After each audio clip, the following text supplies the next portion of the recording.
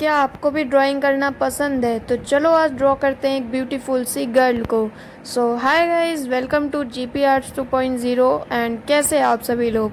आज के इस वीडियो में हम लोग बहुत ही इजी तरीके से और स्टेप बाय स्टेप एक क्यूट गर्ल को ड्रॉ करने वाले हैं। तो वीडियो में बने रहना, वीडियो को पूरा देखना और चैनल पर नए चैनल को सब्सक्राइब कर देना और इस वीडियो को एक लाइक करके बेल आइकन प्रेस कर देना।